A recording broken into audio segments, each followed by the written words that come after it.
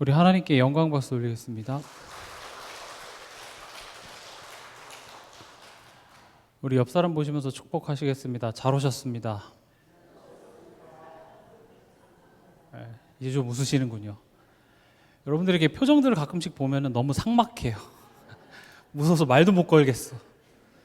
여러분들이 이렇게 여러분의 그 표정을 이렇게 자꾸 펴시기 바랍니다. 또 한번 축복하겠습니다. 오늘 최고의 은혜 받으십시다.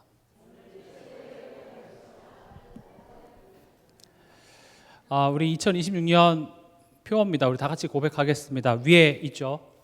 여호와를 알자, 힘써 여호와를 알자.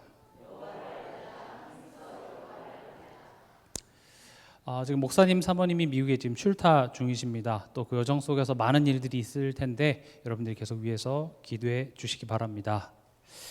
오늘 여러분들이 주보에서 보셨다시피 오늘의 말씀의 제목은 7번 넘어질지라도입니다. 제가 어렸을 때 봤던 만화 중에서 개구리 소년이라는 노래가 있었습니다. 개구리 소년 빰빠밤. 그래서 7번 넘어져도 일어나리. 그게 개구리 소년 노래인 줄 알았는데 성경이 원조더라고요. 오늘 본문을 보면 대저 의인은 7번 넘어질지라도 다시 일어나려니와 악인은 재앙으로 말미암아 엎드러지느니라. 성경이 원조였습니다, 여러분. 여러분들에게 이번 한 주간 이 말씀의 내용이 실제적으로 성취되어지는 그런 한 주간 되시길 주님의 이름으로 축원합니다. 우리가 지금 이제 4월에서부터 6월까지 세 가지 키워드를 가지고 지금 계속 인도를 받고 있습니다. 절제, 인내, 제기. 제기라는 말, 절제, 인내는 알겠는데 제기, 그러니까 제기 차는 거 아닙니다. 또 제가 다음 세대들한테 제기가 뭐야 하니까 제기랄 뭐 이렇게 얘기하는데 제기는 그런 제기가 아니라 다시 시작하다, 다시 일어나다, 이게 제기입니다. 그러니까 오늘 방금 읽었던 그 성경의 본문을 보시면 쉽게 말하면 이겁니다. 의인은 넘어져도 다시 일어난다. 그러나 악인은 한 번의 재앙에도 무너져 버린다. 이게 오늘 본문의 내용입니다. 그럼 이제 무슨 말인지는 알겠는데 우리가 이 본문의 내용을 보면서 오해하기 쉽습니다. 그러면 의인이라면 넘어지면 안 되나? 이렇게 생각할 수도 있겠죠. 넘어진 사람은 악인이 되는 겁니까? 왜냐 오늘 여기에 의인은 넘어져도 다시 일어난다 그랬는데 악인은 한 번의 재앙에도 무너진다고 했으니까요. 그러니까 7.8개의 정신을 가지고 포기하지 말고 도전하라는 말입니까? 오늘은 그런 이야기를 하려고 하는 게 아닙니다. 여러분들이 오늘 포인트를 잘 잡으셔야 됩니다. 오늘 뭘 얘기하고자 하냐? 의인이 7번 다시 일어날 수 있는 이유에 대해서 얘기를 하려고 합니다. 또 뭐에 대해서 얘기하려고 하냐? 악인은 왜 한 번의 재앙에도 그 실력과 그 대단한 것을 갖추고 있어도 한 번의 재앙에 무너져 버리는 이유, 요거 알고 가시면 됩니다. 결론부터 말씀드리겠습니다. 왜냐? 이따 조시는 분이 있을 수 있기 때문에 결론부터 얘기하겠습니다. 의인이 다시 일어날 수 있는 이유는 하나님께서 붙잡고 계시기 때문에 그렇습니다. 악인이 한 번의 재앙에도 실력이 있고 돈이 많고 뭐 다 있어도 한 번의 재앙에 무너지는 이유는 하나님 없이 살아가는 인생이기 때문입니다. 오늘 이거 붙잡고 가시기 바랍니다. 하나님께서 붙잡고 계시기 때문에 7번이 뭡니까? 수천 번, 수만 번 넘어져도 다시 일어날 수 있습니다. 왜요? 하나님이 붙잡고 계시기 때문에. 이제 조실 분들은 주무셔도 됩니다. 그러나 더 여러분들이 깨어서 잘 들으시는 것을 추천드립니다. 사실 더 정확히 말하면 의인은 넘어져도 다시 일어날 수 있다 정도가 아니라 일어나야만 하는 이유가 있습니다. 그게 오늘 첫 번째입니다. 왜 넘어져도 일어날 수 있다 정도가 아니라 일어나야만 하느냐? 하나님의 자녀이기 때문에 그렇습니다. 아니 하나님이 이 정도 내가 넘어지고 이 정도 내가 실수를 계속하면 포기할 만도 하실 텐데 넘어져도 또 붙잡아 일으켜 세우고 포기하실 만한데 포기하지 않으시는 이유는 뭡니까? 내 새끼라서 그렇습니다. 결혼도 안 한 총각 목사님이 이렇게 말하니까 웃기지만 하나님이 자기 자신을 아빠라고 얘기하는데 제가 어떻게 하겠습니까? 그렇게 따지면 뭐 예수님도 결혼 안 하셨는데 내 새끼라서 그렇답니다. 자녀라서 그렇답니다. 여러분은 여러분들의 자녀를 몇 번 용서해 주셨습니까? 여러분들이 뭐 치부책 그래가지고 내 자녀 몇 번 용서한 걸 다 기록하셔서 그만큼 용돈에서 이렇게 빼셨습니까? 내가 딱 10번만 참아야지, 100번만 참아야지 그러셨습니까? 아무리 사고를 치고 기대에 부응하지 못한다고 해도 절대 포기하지 않으시죠. 저도 어렸을 때 그런 잔소리 많이 들었습니다. 네 인생이지 내 인생이냐? 네가 알아서 해야 돼. 그래놓고 아침에 학교 가라고 깨우고요. 시금치 먹으라고 하고 콩 먹으라고 하고, 그때 콩을 많이 안 먹었는지 키가 많이 안 큰 것 같은데, 아니 네 인생이라고 얘기해놓고 아침에 또 전쟁을 치릅니다. 또요, 자녀가 큰 사고를 치면은요, 죽일 듯이 패놓고 고기 반찬 해주면서 엄마는 널 믿어 이렇게 합니다. 뭐 사이코패스도 아니고 뭡니까? 사실 이게 부모의 마음이죠, 그렇죠? 근데 그 부모의 마음을 애초에 주신 분이 누굽니까? 하나님입니다. 왜 부모에게 그런 자녀에 대한 애틋한 마음을 주셨냐? 사실은 우리에 대한 하나님의 마음을 설명하시기 위해서 하나님이 그렇게 창조한 겁니다. 부모 수업을 들어서 그런 마음이 생긴 게 아니잖아요, 그렇죠? 내가 내 자녀를 낳고 키우다 보니 나도 너 없으면 훨씬 더 세련되고 멋있게 살 수 있는데, 속마음은 그렇잖아요. 네 인생이지 내 인생이냐 하는데 이걸 내가 그냥 내버려 둘 수가 없게 되는 그런 마음 자체가 하나님이 넣어주신 거고, 그걸 갖고 얘기하는 겁니다. 내가 너에 대한 마음이 그래. 저 여러분들에게 질문 드리고 싶습니다. 나는 왜 교회에 나옵니까? 나는 어떤 하나님을 믿고 있습니까? 여러분들이 믿는 하나님은 어떤 하나님입니까? 열심히 그래도 주일날 예배 안 빠지고 교회 나오고 그렇게 하나님의 비를 잘 맞추면 하나님이 이렇게 원하는 복 주시는, 여러분 그런 하나님 믿고 계십니까? 아니면 내가 하나님한테 예배 좀 빠졌으니까 하나님이 내게 이렇게 벌을 주시는구나, 이런 하나님을 믿고 계십니까?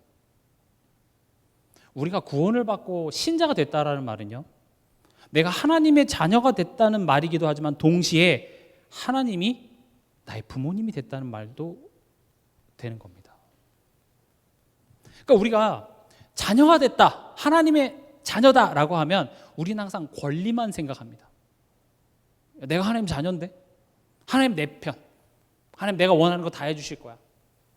나를 축복하는 자에게는 하나님 축복해 주실 거고, 나를 저주하는 자는 하나님 다 무찔러 주실 거야. 우린 그렇게 하나님의 자녀 이렇게 생각하고 있는데, 이게 신앙생활을 하다 보니까 하나님이 그렇게 신통치가 않은 거예요. 교회를 처음에는 다닐 때는 뭐 응답도 있고 증거도 있고 하는데, 다니면 다닐수록 이게 일이 잘 풀리다가도 안 풀리는 것 같고 변하는 것도 없고, 그러니까 이제 뭐 이 방법 저 방법 하다가 내 신앙이 점점 식어지고 이제 교회를 떠나는 이제 그런 지경에 이르게 되는 것이죠. 기억하시기 바랍니다. 하나님이 우리의 아버지십니다. 내가 누군가의 부모가 된다라는 말은 자녀가 원하는 걸 다 해준다는 말이 아니죠. 물론 자녀를 위해서 최선을 다하겠으나 자녀를 사람 되게 훌륭하게 양육하는 그런 책임이 부모에게 있는 겁니다. 아마 이 자리에 계신 부모님들 중에서 자녀가 해달라는 대로 다 해주시는 부모님은 아마 없을 겁니다. 만약 어린 자녀가 해달라는 대로 다 해주면 그건 자녀에게 절대 유익하지 않습니다. 그래서 보세요. 하나님이 우리를 구원해 주신 것이 끝이 아니라니까요. 자녀를 삼았습니다.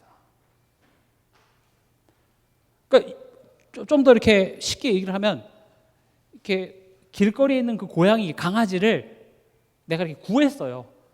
어디 이렇게 묶여 있는 걸 내가 풀어줘서 구해줬어요. 그리고 이제 너가 잘 살아가 아니라 그 고양이를 집에 데리고 와서 내가 키우겠다고 한 거예요. 내가 보호자가 되겠다고 하는 거예요. 그럼 그게 뭡니까? 내가 너의 삼시세끼를 챙길 거고, 너가 아프면 내가 병원도 데려갈 거고, 그리고 내가 너 죽을 때까지 내가 너 책임진다라는 말이 자녀, 이렇게 되는 거죠.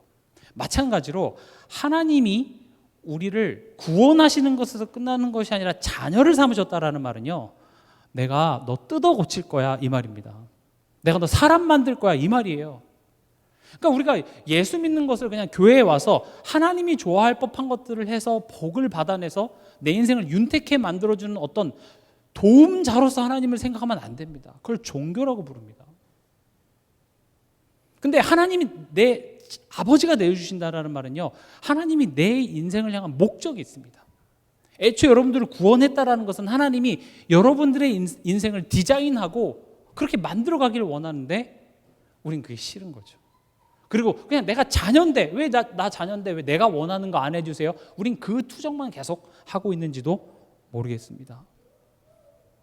그러니까 이런 관점으로 하나님께서 내가 너희와 세상 끝날까지 항상 함께 있을지어다 이런 이야기를 하면 좋은 말 같잖아요. 힘나잖아요. 그렇죠?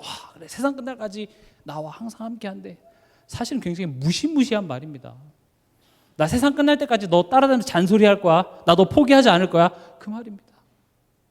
여러분들이 구원 받는 순간 여러분들은 하나님에게 코가 꿰인 운명이라는 사실을 기억하시기 바랍니다. 하나님은 여러분 대충 가게 하지 않으실 겁니다.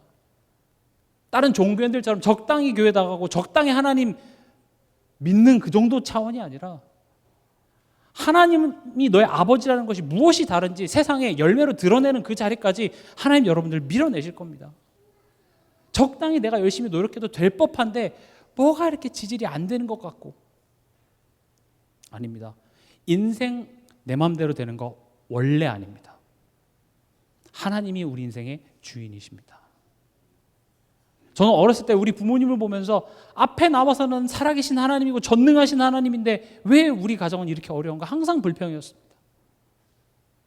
굶어 죽진 않았지만 겨우 이렇게 하는 거였어요.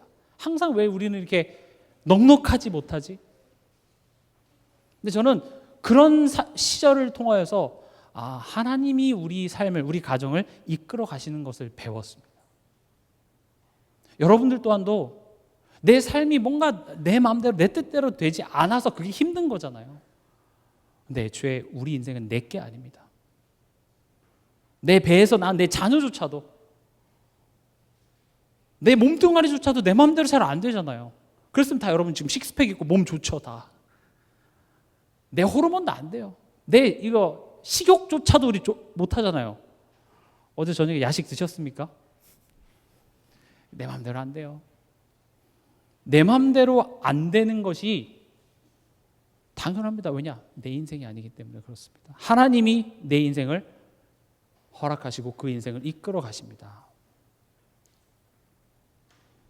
그러니까 이제 우리는 내가 하나님의 자녀다라는 것에서는 아멘이 되지만 하나님이 나의 아버지라는 사실을 곰곰이 생각해 보지 못한 까닭에 하나님이 내 편이신데 왜 이거 안 해줘요를 우리는 따지는 거죠. 제가 아까 1부 때도 말씀드렸는데 부모는요 자녀한테 딱 3살까지만 져줍니다. 자녀가 똥을 싸도 어휴 이렇게 황금똥을 쌌을까. 그냥 옹알거려도 그 옹알거리는 게 엄마라고 불렀고 얘가 변호사가 되려나? 별의별 상상을 다 하죠. 그냥 아기가 뭐 자꾸 일어나는데 애가 일어났다면서 애가 걸었다면서 거기에 막 좋아합니다. 하루 종일 기쁘죠. 아기가 걷는데. 근데 한 4살쯤 되잖아요. 그럼 밑에 집에서 올라오니까 뛰지 말라고 합니다. 아기가 말을 못할 때는 얘가 아빠라고 하는 것도 즐거운데 이제 너무 시끄러. 그만 좀 얘기해. 너무 시끄러. 귀가 찢어질 것 같아. 그래서 이렇게 낮에 카페 같은 데 가보면 엄마들이 이렇게 반쯤 정신이 좀 나가 계십니다. 아침에 뭐 남편 출근하고 아이들 어린이집 보내놓고 정신 좀 반쯤 나가서 커피를 정신 차리고 그리고 이렇게 커피 다 됐다고 불러도 못 들어요. 귀가 멍멍해가지고. 딱 3살까지입니다. 그때부터 이제 부모가 슬슬 압박이 들어오죠. 뭐라고요? 훌륭해지라고. 칭얼대지 말라고. 우리가 처음 예수 믿고 막 뜨겁고 하나님 막 기도했을 때 응답 주시고 하나님 처음 해주십니다. 그러나 이제 예전처럼 내가 원하는 대로 안 해주니까 우리가 짜증도 내고 칭얼대보고 나한테 안 줘주는 거예요. 그러니까 이제 옛날 엄마들은 좀 뭐 팩이라도 했지만 요즘 세련된 엄마들은 어떻게 합니까? 네가 뭘 잘못했는지 생각해봐. 생각할 시간을 주죠. 그것도 싫어. 그러니까 여러분들이 하나님 아버지라는 말에 대해서 좀 이번 한 주간 좀 곰곰이 생각해 보셨으면 좋겠습니다. 이게 무슨 소꿉놀이 하듯이 나는 하나님의 자녀, 하나님은 내 아빠, 그로 끝나는 게 아니라 실제로 아빠 노릇하겠다는 거예요. 여러분들에게 자녀에게 부모 노릇하듯이 하나님이 여러분들 삶에 아빠 노릇하시기 때문에 이게 그렇게 쉽게 가고 대충 안 하겠다라는 것이죠. 그래서 하나님이 우리에게 요구하는 것은 자녀다워지라는 겁니다. 자녀답다라는 것은 전교 1등 해야 된다라는 말이 아니죠. 아빠의 말씀을 듣고 순종하라는 겁니다. 아빠 말을 듣는 게 자녀다운 거죠. 그렇죠? 여러분 하나님의 자녀답습니까? 곰곰이 한번 생각해 보십시오. 우리 항상 따지는 게 난 하나님 자녀인데 하나님 왜 나한테 안 해줘요인데, 그럼 하나님의 자녀답습니까 여러분들은? 1분 30초 뒤에 일어날 일도 우린 몰라요. 그때 맞았고 지금은 틀린, 우린 그런 연약한 판단력을 가지고 살아가고 있는데 우린 하나님의 말씀을 듣지 않습니다. 그래서 하나님은 우리를 자녀 삼으사 우리의 삶을 통하여서 자꾸 우리를 훌륭해지도록 우리를 자꾸 밀어내십니다. 그런 면에서 신앙생활은 힘든 겁니다. 여기서 힘들다라는 말은 못 지키면, 내가 하나님 앞에 실수하고 범죄하면 지옥 가는, 우리 운명이 결정되어지는 그런 힘듦이 아니라 고작 숙제하는 겁니다. 엄마, 어린이집 가는 게 너무 힘들어. 아침에 일어나는 게 힘들어. 그럼 여러분들이 어떻게 생각하시겠습니까? 그래, 힘들 수 있지. 근데 지금 여러분들이 먹고 살고 돈 벌고 생존하는 그 힘든 거는 차원이 다른 거잖아요. 학교 가면 되죠. 신자가 힘들다라고 말하는 것은 그겁니다. 여러분들의 운명, 여러분들의 생사를 당락짓는 그런 힘든 것이 아니라 고작 하나님이 우리에게 허락하신 숙제하는 겁니다. 그러나 아이들 수준에는 힘들 수 있죠. 그래서 결론적으로도 말씀드리겠지만, 그래서 우리는 하나님의 도우심이 필요한 것입니다. 그리고 거기서 혹 우리가 실수한다 할지라도 괜찮습니다. 틀렸다라는 것은 내가 배우고 있다는 증거입니다. 다시 풀면 됩니다. 그럼 오늘 본문에 의인과 악인이 등장을 하죠. 의인과 악인의 차이가 뭐겠습니까? 여러분 딱 떠오르는 게 뭐죠? 죄입니다. 우리가 죄하면 뭐가 떠오릅니까? 법을 어기고 어떤 규칙을 어겨서 타인에게 피해를 주는 거, 이걸 죄라고 생각합니다. 근데요, 성경이 말하는 죄는 단순히 규칙을 어긴 것이 아니라 하나님과의 관계가 단절된 상태를 의미합니다. 그러니까 쉽게 말하면 아기가 부모와 떨어져 있는 그 상태, 이게 죄라고 얘기를 하는 겁니다. 하나님과 떨어져서 하나님 없이 살아가는 상태. 그럼 보세요. 의인은 뭐라고요? 하나님과 함께 있는 상태고, 악인은 뭐라고요? 하나님과 떨어져 있는 상태입니다. 그럼 이걸 여기서 지금 부모는 누구를 의미하겠어요? 하나님을 의미하는 겁니다. 그럼 이거를 염두에 두고 오늘 본문을 다시 보면, 대저 의인은 7번 넘어질지라도 다시 일어나려니와 악인은 재앙으로 말미암아 엎드려지느니라. 의인이 뭐라고요? 부모가 있는 아이는 부모가 일으켜주기 때문에 다시 일어날 수 있지만, 부모가 없는 아이는 일으켜줄 어른이 없기 때문에 문제 앞에 넘어지고 만다. 지금 이 이야기를 하는 것입니다. 그래서 포인트는 뭐냐? 완벽한 사람을 성경은 의인이라고 얘기하는 것이 아니라 하나님이신 아버지가 있는 자가 의인이라고 이야기를 하는 겁니다. 여러분들은 그래서 의인입니다. 왜요? 하나님이 나의 아버지시기 때문에. 하나님이 아버지시기 때문에 하나님은 나를 지키시고 보호하시고 나를 사랑으로 나의 필요를 공급해 주실 것입니다. 그런데 지금 아까부터 계속 강조한 내용이 뭡니까? 이제 하나님이 창조주시고 그 대단한 분이 내 아버지시니까 다 뒤졌어. 이제 나 건들면 하나님 다 처리할 거야. 이렇게 가면 안 된다는 거예요. 만약에 저의 아버지가 도널드 트럼프라고 해볼게요. 지금 지구상에서 가장 일장이 누구예요? 도널드 트럼프예요. 도널드 트럼프 한마디에 막 한 나라가 초토화되기도 하고 하잖아요. 우리 아빠가 이제 트럼프니까 다 뒤졌어 해서 내 마음대로 하면 되겠습니까? 국방부 장관 아들이 국방부 장관이지 내 방 문 좀 닫고 가. 안 됩니다. 재정경제부 장관 나 용돈 좀, 이러면 안 돼요. 그건 아빠의 권력을 남용하는 게 되잖아요. 하나님이 내 아버지시니까 마음대로 해도 됩니까? 어떻게 생각하십니까? 하나님이 내 아버지시니까 내 마음대로 내가 원하는 대로 해도 됩니까? 이거 맞습니까? 그러다 쳐맞습니다, 하나님한테. 물론 내가 훌륭하지 못하고 실수한다고 해서 하나님이 내 아버지 되시기를 멈추시지는 않습니다만은, 그러나 아버지시기 때문에 하나님은요, 나를 훌륭하게 만드는 일을 절대 포기하지 않으실 겁니다. 대저 의인은 7번 넘어질지라도 다시 일어나려니와. 이게 지금 여러분들이 복음 안에 있다, 하나님의 은혜에 붙들려 있다는 말의 의미인 겁니다. 하나님이 나의 아버지시구나. 나의 인생이 그 수많은 문제와 어려움 속에 막 지내온 것 같지만, 오늘 우리 성가대 찬양에서도 고백했잖아요. 모든 것이 은혜라고 얘기할 수 있는 이유는 지나가 보니까 하나님이 맞은 거예요. 예전에 엄마의 잔소리가 그렇게 듣기 싫었는데 지나가 보면 엄마 말 맞잖아요. 그렇죠? 아, 그래, 역시 어른들 말 틀린 거 하나도 없어, 이렇게 되는 것처럼 결국 하나님의 말이 맞습니다.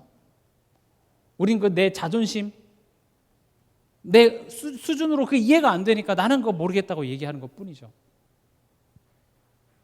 또 오늘 본문을 읽으면서 이런 반항심이 들 수도 있습니다. 대저 의인은 7번 넘어질지라도, 이런 얘기를 보니까, 아니 왜 7번 넘어지게 만들어? 애초에 넘어질 일을 없애주시면 되잖아요. 그렇지 않습니까? 그러니까 이제 요즘 그 가장 교육계에서 화제가 되고 있는 게 뭡니까? 이제 부모들이 그 교사의 그 교권을 이렇게 침해하는 일들이 많이 발생하고 있잖아요. 그러니까 학부모들이 뭐 아이들 뭐 시키면은 우리 아이 뭐 자존감 떨어지니까 하지 말아주세요 하면서 부모들이 자녀가 상처받을까봐, 자녀가 힘들까봐 학교에 계속 찾아가가지고 이제 선생님한테 항의를 하는 거죠. 다시 말하면 부모가 자녀들이 넘어질 수 있을 장애물을 다 제거해 버린다는 겁니다. 물론 위험한 것은 제거해야겠으나 우리가 넘어지면서 배우는 겁니다. 학교라는 것은 어떤 곳이죠? 넘어지더라도 안전하게 넘어질 수 있도록 안정장치가, 눈에 보이지 않는 안정장치가 되어 있는 곳이 학교잖아요. 그곳에서 넘어져야 돼요. 그곳에서 문제를 틀리기도 하고, 친구들과의 갈등도 있고, 선생님한테 혼도 나고, 그런 과정, 그런 넘어짐을 통하여서 배우는 겁니다. 근데 부모들이 사실은 내가 다 너를 위하는 거야 라고 얘기하지만, 사실은요, 그 부모의 불안을 해소하고 싶은 겁니다. 선생님한테 그렇게 얘기하는 거죠. 내 머릿속에서 소설 쓰게 하지 마세요, 이거예요. 자녀를 위한 거지만 진짜 자녀를 위한 겁니까? 아니죠. 내가 불안하니까 그 선생님한테 찾아가서 내 머릿속이 너무 불안하니까 그 변수 다 없애주세요. 자녀에게 절대 좋지 않습니다.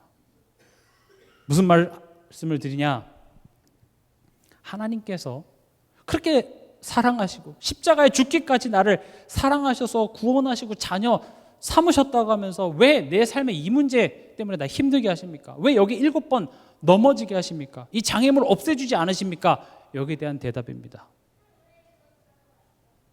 넘어진다라는 말은 배운다는 말입니다. 우리 고린도전서 10장 13절 한번 읽어보겠습니다. 고린도전서 10장 13절.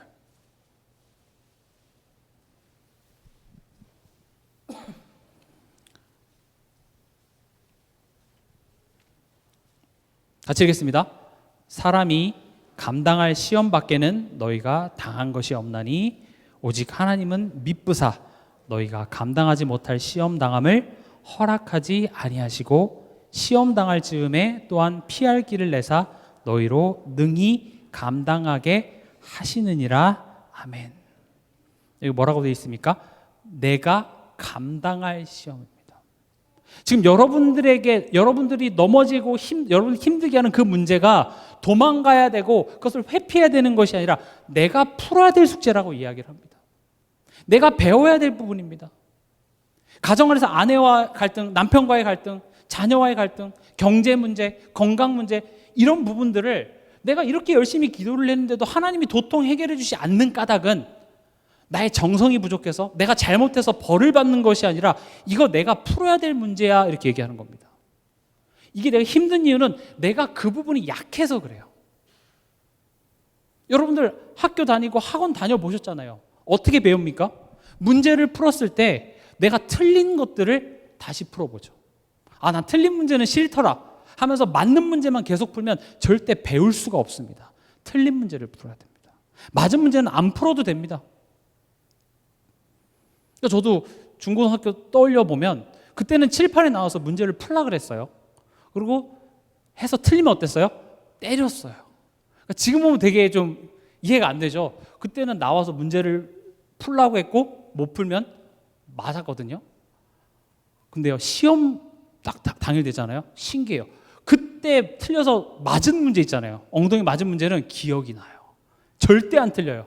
아, 그래, 내가 이거 틀려갖고 선생님한테 맞았지. 기억이 탁 나는 거죠.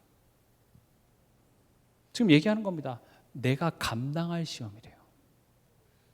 다시 말씀드립니다. 내가 배워야 되고 내가 잘 못하기 때문에 그래서 힘든 겁니다. 힘든 게 맞습니다. 내 힘만으로는 못합니다. 그래서 우리는 성령을 의지해야 되는데 우리는 그것을 하나님이 내게 허락하신 감당할 시험이라고 생각하지 못하고 아, 힘들어요, 없애주세요, 하나님 어떻게 하면 이거 안 하게 해줄래요? 우린 그렇게 신앙생활을 하고 있는지도 모르겠습니다. 엄마 갔다 올 때까지 이거 문제집 여기서부터 여기까지 풀어 했더니 갔다 왔더니 엄마 지방골이 이게 뭐야 하고 설거지를 하고 있어요. 그럼 여러분들 기분 좋으시겠습니까? 너 문제 풀었어? 아니 엄마, 내가 설거지를 할 테니까 엄마가 내 문제를 대신 풀어줘. 되겠습니까? 하나님, 제가 하나님을 기쁘시게 해드리겠습니다 하면서 가정 내팽개치고 내가 해야 될 거 안 하고 주님의 영광을 위해서 산다고 하는 거, 그게 과연 맞는 신앙생활일까요? 하나님은요, 하나님의 일을 하시기 위해서 우리들의 도움을 필요한 게 아닙니다. 하나님의 관심과 하나님의 목적은 우리 한 사람 한 사람에게 있습니다. 너 내 자녀야, 내가 네 아빠라고, 내가 너의 삶에 내가 잔소리할 거고 내가 너 만들어낼 거야. 지금 그 싸움하는 거예요, 계속. 그리고 지금 우리가 읽었던 고린도서 10장 13절에 뭐라고 되어 있습니까?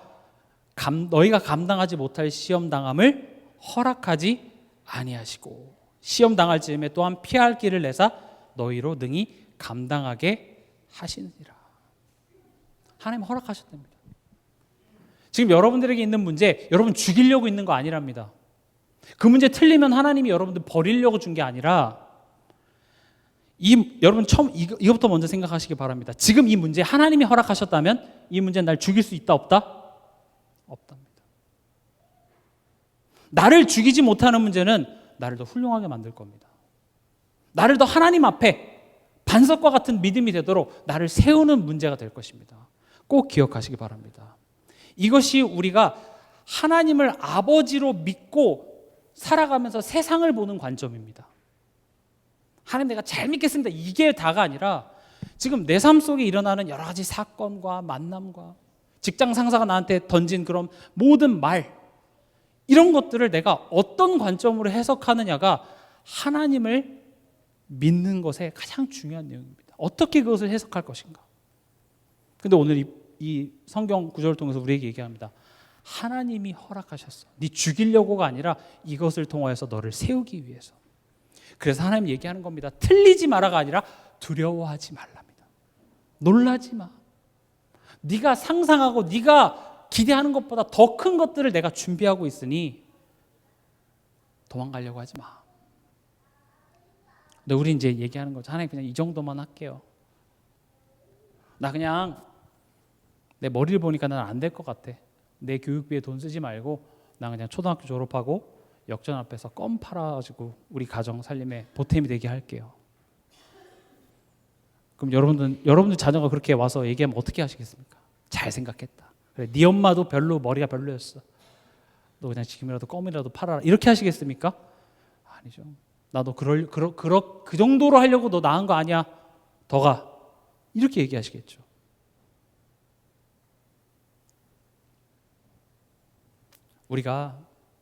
우리의 현실은 내가 깨지고 내가 틀렸구나를 인정하면서 내가 바뀌는 시간입니다. 이번 한 주간 뭐 때문에 속이 상하셨습니까? 뭐 때문에 화가 나셨습니까? 대부분 내 맘 같지 않은 겁니다.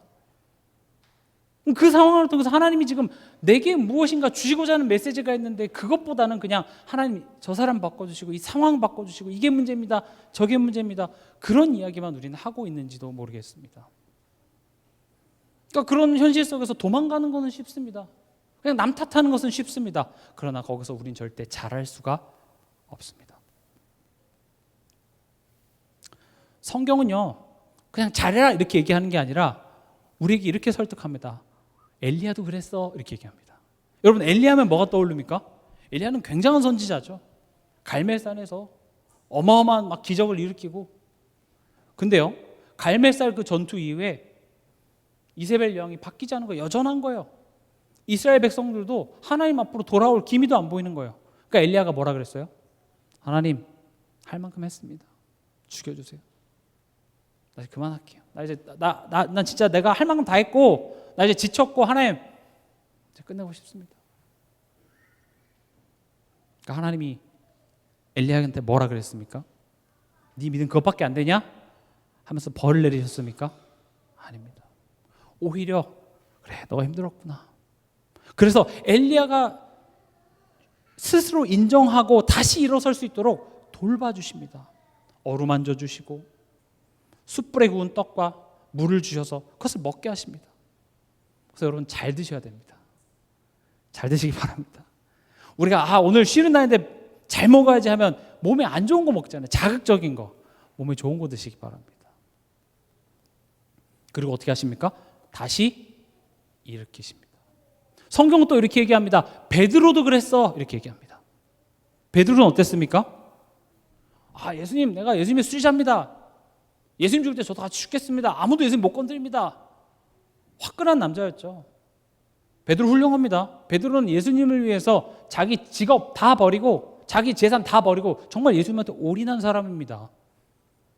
근데 어땠습니까? 예수님이 붙잡히셨을 때 그 뜰에 있었던 그 여종이 너 예수님을 한패 아니야 했을 때 부인하고 그것도 모자라서 어떻게 합니까? 예수님을 부인하고 결국 도망갑니다. 성경은 얘기합니다. 베드로도 그랬어. 베드로도 넘어졌다는 거예요. 성경은 얼마나 그 사람이 믿음이 흔들리지 않고 꽉 붙잡아서 그 믿음에 대한 보상으로서 하나님이 축복 주신 이야기가 아니라 얼마나 하나님이 택하시고 심지어 하나님이 나타나셨잖아요. 예수님 여러분 예수님 봤으면 여러분 어떻게 하시겠습니까? 실제로 여러분 예수님 만나면 여러분 어떻게 하시겠어요? 믿음 좋겠죠? 갑자기 하늘에서 아브라함아 얘기하셨던 것처럼 나한테 승재야 이렇게 얘기하시면 여러분들의 의심과 근심 싹 사라지겠잖아요. 그렇게 나타나셨음에도 불구하고 흔들렸다는 이야기가 성경 이야기입니다. 성경이 이렇게 두꺼운 이유가 뭡니까? 하나님이 그렇게 역사하셨음에도 불구하고 인간은 항상 넘어지더랍니다. 그런데 하나님은 오래 참으시고 만들어내시더라. 아브라함을 아브라함으로 변화시키시더라. 야곱을 이스라엘로 만들어내시더라. 하나님의 오래 참으심, 하나님의 아버지 되심이 정말로 하나님의 그 자녀를 영광에 이르도록 하시더라라는 것을 우리에게 얘기해 주시는 겁니다. 그래서 베드로에게도 똑같이 예수님이 찾아가셔서 거기도 아침을 줬어요.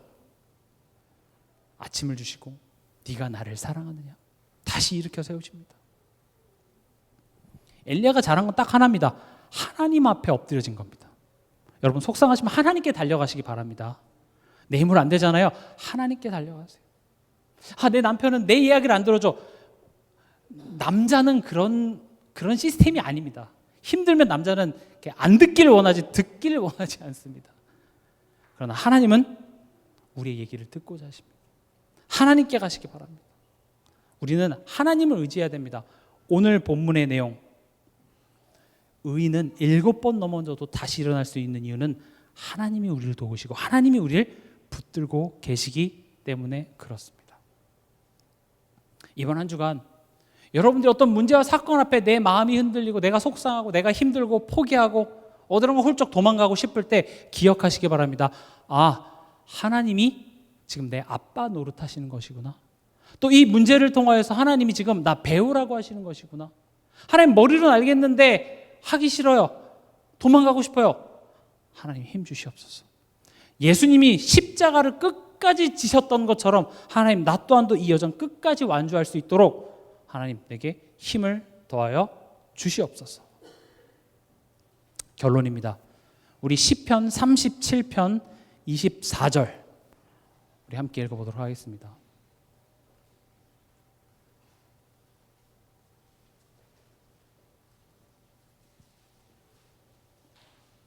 시편 37편 24절입니다. 합독하겠습니다. 그는 넘어지나 아주 엎드러지지 아니함은 여호와께서 그의 손으로 붙드심이로다. 아멘. 이번 한 주간도 나의 연약함 속에서 나를 붙들고 계시는 하나님의 손길을 풍성히 체험하시는 한 주간 되시길 주님의 이름으로 축원합니다.